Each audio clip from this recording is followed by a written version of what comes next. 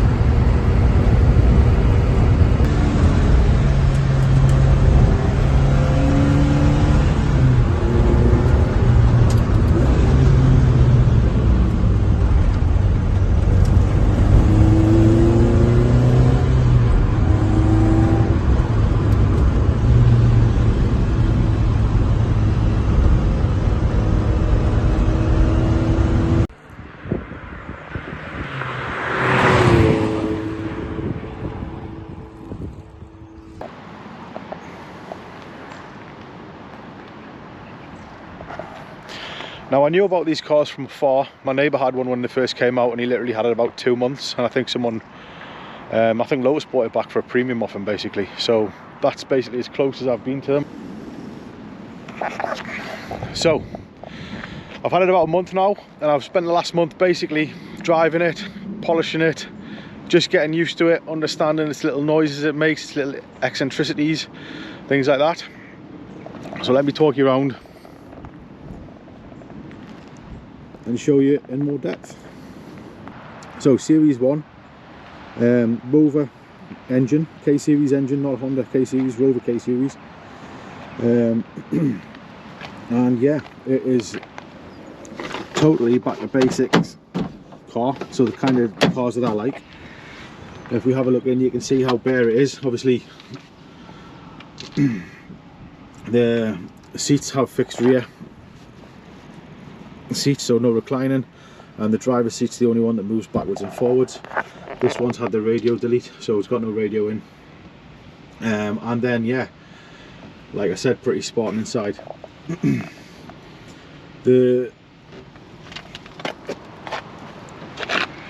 exterior,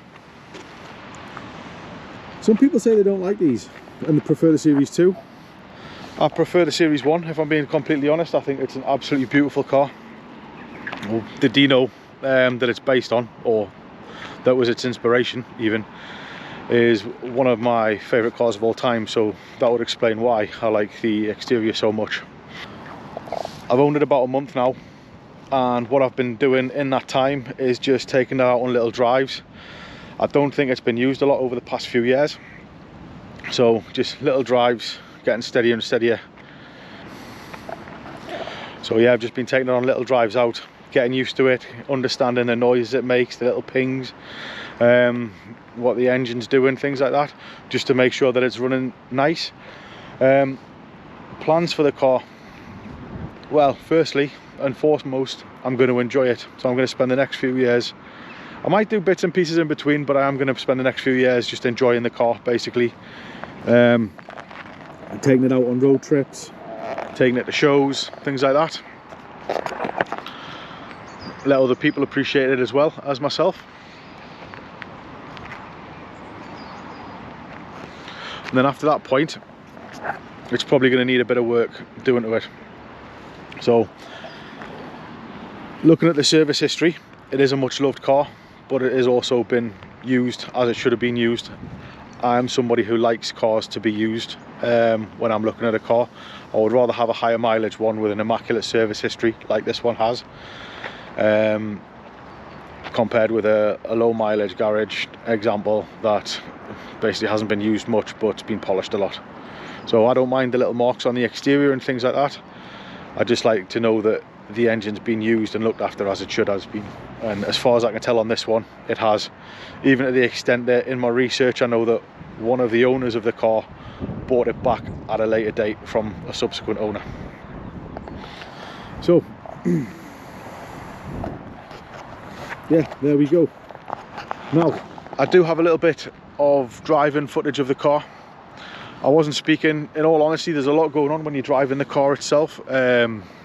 Feeling through the steering wheel, feeling through the pedals, feeling through your bum, noises, vibrations and things like that. So whilst I'm still at that stage, I'm just trying to listen to everything and understand how the car works and how it moves and things like that. Then once I'm happy with it, obviously who wants to hear me talk anyway over driving this down the road? But anyway, yeah, once I'm happy with it, you know, we will do some road trips, possibly some track days, just enjoy the car as it was designed to be used.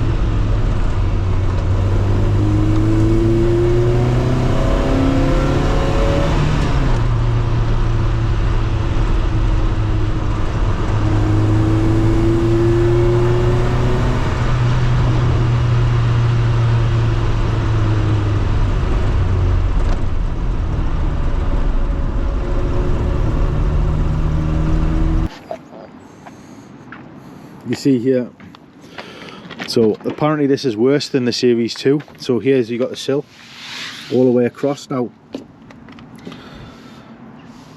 on the Series 2 apparently they lowered it by an inch or so it goes down and then it goes like that, but on this one it is high, and it is one of those cars that, I'll put it this way, it's not for everyone. If you're getting old and you've got restricted movement, you're struggling. If you're my age and you're a bit tubby, it's not too bad. I mean, to be honest, there isn't really a lot to go through. It's pretty Spartan inside.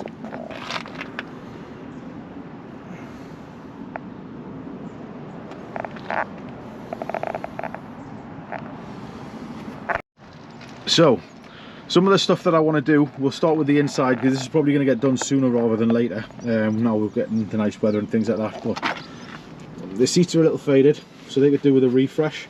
So I know you can buy like dye or whatever, or spray paint to get the colour back.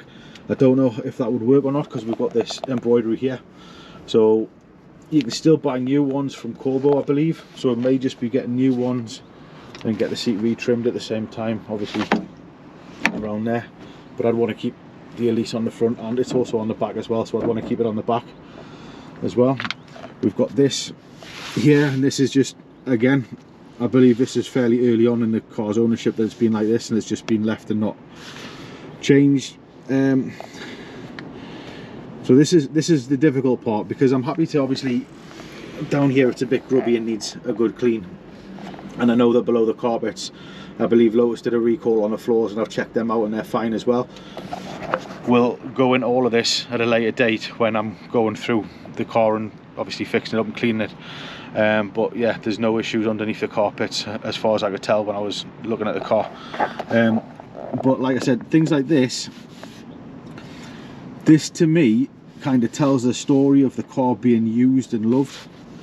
And so, you know, whilst it's a bit across the top here, the thing that I'm trying to decide for myself is, do I replace these to something that's brand new, obviously just keeping it as it was, or alternatively, do I leave it because, you know, it's part of the car, it's a bit of patina, do you know what I mean, that shows the car has been used and loved.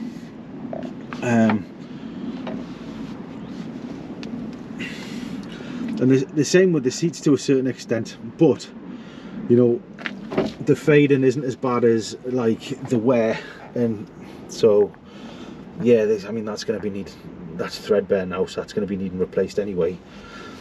So yeah, these will probably need, that was the original colour to give you an idea, so these will need to be replaced.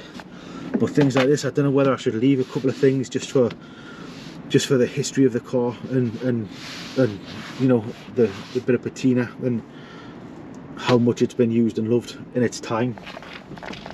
Rear window, we've got the seal coming loose. It's just little bits and pieces like this. This could do with a tidying up, and the same over on the other side. And you know, it's not a lot of work, and it's not expensive, but it's nice and easy to do and quick to do. And so refreshing it like that will probably bring it back to how it was. It's nice on the outside, although it could do with a bit of freshen up in places. But overall, you know, it's a stunning little car that's been well loved, and that's why I liked it. I did what people say you should never do, and bought the first one I saw. But going through the history of it and everything like that, I don't think I could have picked much of a better one, to be honest. The first drive I did was from Surrey all the way back up to Newcastle, and it didn't skip a beat at all. So yeah,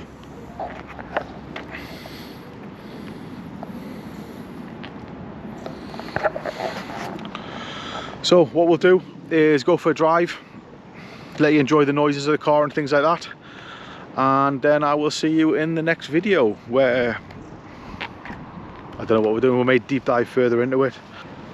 But until then, have a good one, I'll see you soon.